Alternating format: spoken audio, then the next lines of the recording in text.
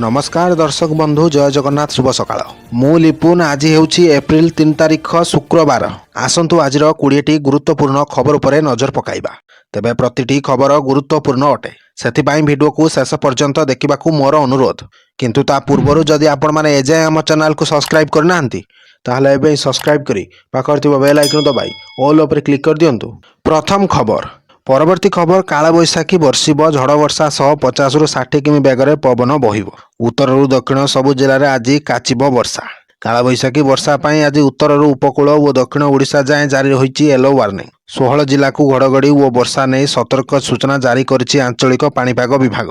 मयूरभंज केन्दुझर बालेश्वर भद्रक जाजपुर केन्द्रापड़ा जगतसिंहपुर खोर्धा एवं कटक जिले में आज पाग निज मिजाज बदलाइब तेबे सकाळे खरा और संध्यारे वर्षा होई पारे सेहिपरि कोरापुट मालकानगिरी रायगड़ा गजपति और गंजाम जिले में भी समान भावे घड़घड़ी सह वर्षा होई पारे। एसबु जिलार विभिन्न स्थान में झड़ वर्षा 150 रु 60 किमी बेगर पवन बहिबा संभावना भी रही। परवर्ती खबर एप्रिल 1 रु नुआ सुभद्रा पंजीकरण एमिति करिबे आवेदन तेबे राज्य सरकार लोकप्रिय योजना सुभद्रा रे सामिल हेबाकू संजोग आसीछि जेउ महिला माने एई योजना रे एपर्यंत सामिल होई पारि नाहंती विशेष भावे सेमाने एथिरे सामिल होई पारिबे। मात्र 3 दिन पर राज्य सरकार सुभद्रा पोर्टाल खोलिबे यहाँ पर आवेदन करी हेबो। ऑनलाइन केंद्र माध्यम रे महिला हिताधिकारी माने सुभद्रा योजना रे आवेदन करी पारिबे।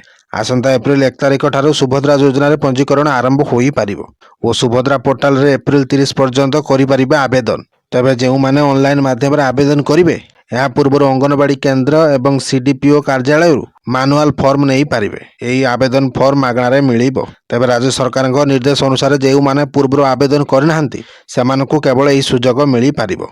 तेबे एई योजना सामिल हेबाकू बयस 21 रु 60 वर्ष निर्धारण करा जायछि। तेबे राज्य सरकार अधिक संख्यार हिताधिकारी जोड़ाकू उद्यम करुछंती। परवर्ती खबर हाईकोर्ट रे चाकरी सुजोग तेबे आंध्र प्रदेश हाईकोर्ट विभिन्न पदवी सीधासलख नियुक्ति पाई एक विस्तृति विज्ञप्ति जारी करिछंती। एही नियुक्ति अभियान अधीन रे मोट 300 पदवी पूरण करा जिवो। एही पदवी पाई योग्यता मानदंड 10वीं श्रेणी पास ठारू आरंभ करी स्नातक एवं वैषयिक प्रार्थी पर्यंत रही।